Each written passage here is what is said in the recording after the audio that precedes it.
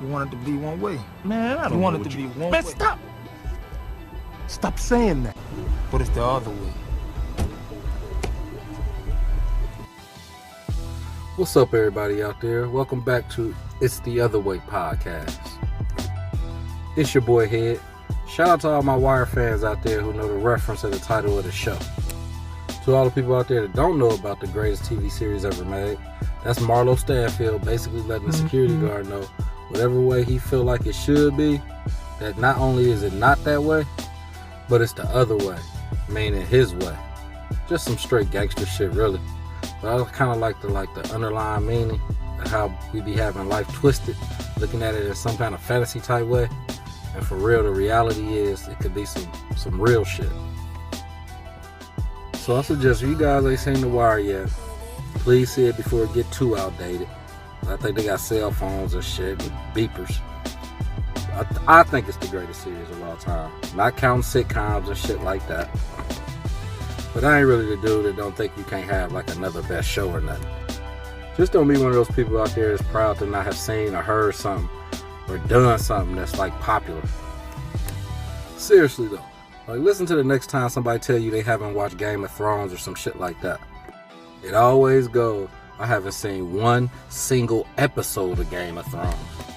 It's like, congratulations, homie. You haven't watched something everybody else like. You're different. We get it. I'm telling you, y'all gotta watch people like that. People that try to steal your joy and shit. Not good. Anyway, I'm gonna try to make this a weekly podcast. I'll be just bringing you regular type shit like sports, TV, movies, current events, news, you know. And everything I just named is, unfortunately, all considered entertainment nowadays. Now, with that being said, have y'all been following the fire Kwame Brown has been letting loose on whoever wants all the smoke? Pun intended. Pun intended.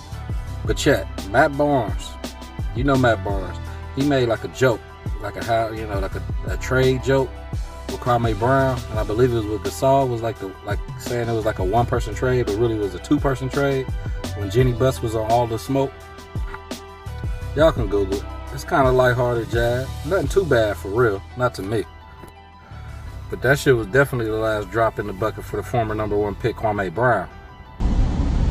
Nigga, I know you feel inadequate, boy. That's why you keep talking about real men. You lost your woman to a real man, boy.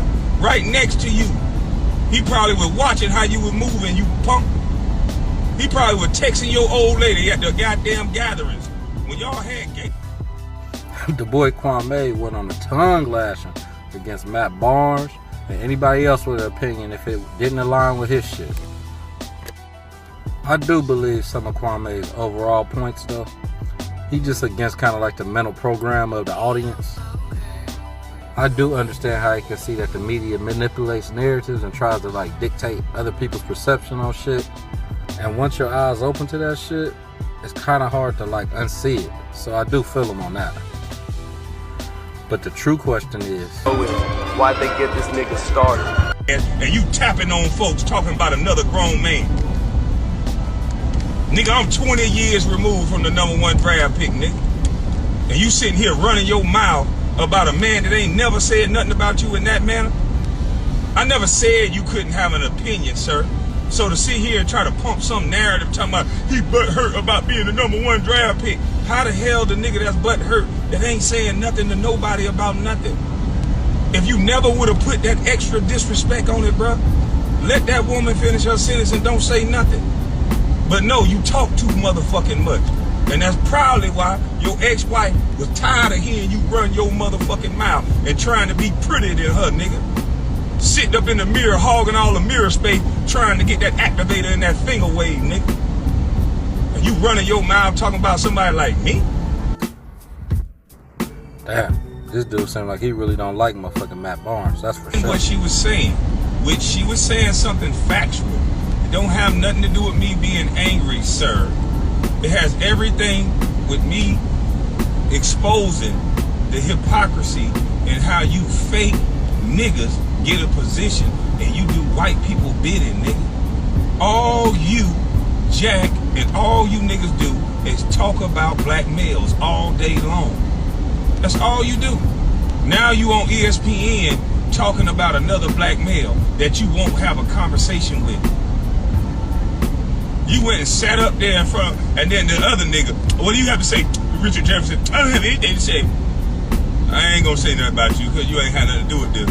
But boy, they like niggas like y'all. No connection to nothing. Just all disrespectful. Damn, Kwame. Not straight to the mother of the kids and telling the niggas they doing the white man's bidding? Listen, man. Kwame sitting back and just getting tired of motherfuckers using him as a butt of the joke. That #1 draft pick shit was a grip ago, fellas. And he was in the league for over a decade. Listen, man, y'all better leave this dude alone. He old school. Kwame came with some old-fashioned colorism on Maddie. Keep responding to a nigga that you bigger than. You stupid motherfucker. You ain't learned nothing because you think you tough. A light-skinned nigga like you with slick-ass hair should be acting like Drake and taking niggas' girls. But no, you getting your girl too because you want to be a thug. You want to smoke weed and play cards all night, punk. Now, Matt Barnes was being the cat that's not going to back down at all. He had his own response for Kwame. But come on, all the smoke. Come talk your shit face to face. You got a story to tell, obviously. You're hurt. I mean, like I said, you can play it off with humor, but you're hurt. And I get it. I mean, but come on the show. Talk that shit. Tell your story face to face. There's no bigger, better platform than ours. You can say what you want. We're an award-winning platform. We don't tear down black men because you're the butt of the joke. Now that's what you're on. You think we're tearing down black men, but if you actually watch the show, we empower everybody. That's what our thing is. So come on the show, man. We'll be in Atlanta next month. Come to you. Shit, if me and you got a box before, during, or after, then shake hands to get this shit done. You know I'm always with the shit. But come tell your story, man. Get that shit up off your chest. See, this is where you can see a little bit of Kwame's point again. Matt calls the man hurt out of nowhere. You know, everything got to be trauma related now. Now, like the great teammate that he is, you know the boy Steve Jacks, he gonna look out for his homie. Yo, it's no reason for me to take my time to try to bring dirt up on you, bro, because your whole career was dirt. Your whole life is dirt. Like, you know what I'm saying? And it ain't my job to pour more dirt on you. You feel you already buried yourself. Come on, Jack. His life is dirt, though. See, this is the shit that's gonna piss off anybody that's as successful as a #1 draft pick is. Now, you know, of course, Kwame wasn't about to let it go there. You getting paid to talk about black men. Look how jealous you sound. My life is dirt. My life is over. Wow. A stupid ass nigga like you that had to go. I was signed, sealed, and delivered to the University of Florida, graduating with honors. You had to go to prep school, getting your dumb ass slow boy. And you just proved it. You a mental midget. These white people paying you to talk like this, boy. And I've always been a big fan of the fearless Jamel Hill. Her voice is needed in our culture. Midwest chick, she from Detroit, but she wanted to throw out the violent narrative. So now you trying to use your little liberal democratic talking points that because I'm challenging these brothers on how they destroyed black men, I use my words. I was around my children and in my truck, around my family, or I was in a room by myself, and you use the word violence. That's the narrative you want to put out, ma'am? I think you exposing yourself in this hill instead of standing next to a strong young black male. This is what they always do. This is the playbook. This is the playbook now. If I was wrong about these gentlemen, why now I'm getting so much attention and everybody throwing out these insults at me without even speaking to me? Miss Hill, ma'am, I didn't use any physical violence. Now, Kwame will go on to say many things about all these situations. Some I can't even really repeat on here. And then Charlamagne, the God, had to bring the Breakfast Club in it. Then tried to make unnecessary statements about my man's family, his pops, his brother. Come on, Shara. You just feeding the man Kwame ammo at this point. This dude went and jumped right in front of the bullets. But I went to school with his sister, and I went to school with one of his brothers. Let me tell y'all something. Kwame's father in the 90s, I remember this story. He beat a woman with an axe handle. It was his girlfriend. And the rumor was he buried her alive. He buried her in the area that I grew up in, if I remember correctly. I've been trying to call my dad since yesterday to confirm the whole story, because I literally forgot about this until yesterday. But the woman died and he got arrested. If he's still alive, he's in prison for life, because he got caught because he left South Carolina after the murder and came back for his paycheck. Let me tell you something else. His other brother, I don't know if him and Kwame were close, but his other brother shot his baby mama several times and then killed himself. That was like in 2008. And his other brother, Kwame's other brother, just went to jail for murder like 3 years ago. All of this you can Google. I'm saying all that to say, leave Kwame alone. That man has been quiet for 20 years. He don't bother nobody. Clearly all that, you know, all that he's a bust stuff gets to him, and you don't know what people are going through or have been through, but I've seen folks snap for less, and it looks like, you know, Kwame is snapping. And if you look at the history of men in his family, you would know his men in his family have a history of snapping. And of course, the king is shaping narratives. The one who probably done shaped Kwame's whole career narrative, Stephen A. Smith. He got a little bit of that collateral damage too. Stephen A., you built a career off of me. A 17, 18-year-old kid. You think you walk around like you some big tough man. You was going to college campuses speaking about a teenage kid. And your only talent is knowing a bunch of big words and talking disrespectful to children, to teenagers. I was so happy when Kevin Durant mama, shout out to Kevin Durant mama, when she wanted to, it looked like she wanted to whoop your ass like my mama would have whooped your motherfucking ass. I had to tell my mom, you ain't going up there, because my mama wasn't going to be as nice as her. But Kevin Durant mama looked like she wanted to slap your ass with her purse. You talking about these people mama's son, boy. Fuck wrong with y'all. Y'all get on here, niggas work their whole life for some niggas with a bad tape line and a bad attitude and a bunch of talking. Can sit there and label people something. You punk motherfucker. Even his ex-co-host and the pale-face narrative shaper himself, Skip Bayless, he got some. Skip Bayless. Hey, Skip Bayless, you little pale-faced bitch. You thought you was gonna be safe, huh? I think somebody sent me that so your Dawn of the Dead looking ass can get roasted. You pale-faced bitch. You can't what? How in the fuck do they put bitch ass niggas like you in place?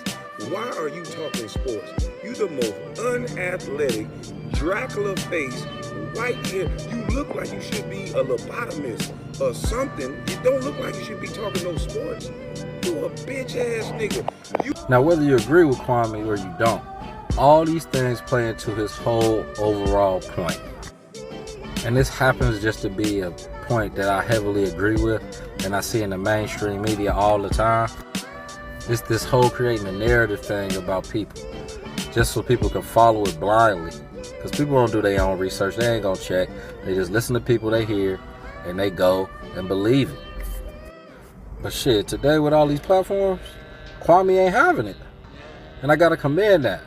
It's kind of like you ain't just about to say anything about me and I ain't gonna say nothing. Everything might not be about trauma. Sometimes it's just like conditioning your mind, where stuff irritates you for so long and sometimes it blow up. It could be like a trigger, but not no deep trauma like it always has to be. We love to make shit a fad. There's a lot of people out here treating psychological trauma like it's the new radio smash or some shit. And they really just disrespecting people that's really fucked up out here. And if you guys really don't understand what his overall beef is in this situation, it's pretty simple. You can find other ways to critique somebody without having to tear them down on a public platform. And I get it. Critics be saying that they sorry compared to their peers, not to the average person walking the street. I hear that, I do. But first off, you're not really sorry if you play 10 years or more in the league. I can't believe you sorry. And it's too few jobs for it to last that many years and you not be good. You got to get stats from somewhere. You probably just don't play a lot. And all type of analytics and shit you can look at nowadays. And then when some of those critiques, sometimes they just bleed over to personal attacks, kind of like a low key. Listen, in any walk of life, the boy who has had a life like Kwame Brown, growing up, and he worked his ass off to become a millionaire at 18, put his mama in the house on some kind of golf course like he always talk about, and be the #1 draft pick. That's a success story. You can write a movie about this shit. Now, again, I don't believe in every single word this man's saying, but I do believe his perspective, and he's an example where he gonna clap back relentlessly, kind of like 50. These industry niggas ain't friends, they know how to pretend. But overall, most people just need to, what they need to do, homie. Stop proud to be black, but while we act like we don't love ourselves, don't look around, what's up, check yourselves. Unfortunately though, this is the story that keeps on giving. Okay, just over the weekend, Charlamagne was sending cease and desist letters. This is what Kwame said. Because I just got a cease and desist saying that I said some things I shouldn't have said. But my opinion of you is that you are a piece of shit. So let me retract everything I said about you, sir. You're not the R word, but we know what you did. But technically, you pled, the legal term is, you pled to a lesser charge of, what was the lesser charge? What was the lesser charge of a minor? Delinquency of a minor. So, because your bitch ass got lawyers, and see, that's what I mean about that machine, y'all. Pay close attention. Because this bitch ass nigga got lawyers, he found a lawyer of mine that I don't even use anymore. You pled to a lesser charge. And again, I retract those statements from earlier because I don't want any smoke. But if you sue me, you're going to find out a nice little secret. Punk ass bitch. But anyway, I'm still not going to let off the gas on your bitch ass. You lesser charge ass bitch. You delinquency to a minor ass bitch. Charlamagne comes with this big long ass apology on the Breakfast Club, giving himself donkey of the day, talking about how he understand what his words did, and since they back from the same crib, he don't want it to be no issues there, and he got phone calls and he talked to people about how that hurt and brought back up trauma in their situations. And of course, that apology didn't mean shit to Kwame. Kwame saying he see right through it. He feel like he doing it because he getting that bad PR from the allegations with the young lady from a few years ago. And Charlamagne probably thought all that shit was behind him, and now he just done said one thing and now it's all brought back up. He gotta do damage control, and he trying to get this motherfucker off his head. But Kwame ain't going for it, so sorry, Char. Alright, that's gonna do it for your boy Head. I done went long enough for real talking about this Kwame shit. It's got so much stuff going, the story gonna keep going, so I can do this shit forever. But check back with me. I'll probably give you another podcast this week. Maybe talk about some playoff coverage once it get a little heated up. Some other shit that's going on in the news. Definitely want to review that J. Cole album still. Still just got to listen to it a lot. That shit is a masterpiece right now. I can't say no more. Probably can throw out Classic if I want to, but Classic do got to last the time. But right now, no skippers. Easily one of the best albums I probably ever heard in my life, going by the first couple weeks. I can say that. But anyway, it's your boy Head, and thanks for joining me again on It's the Other Way. I'll see y'all next time. Peace out.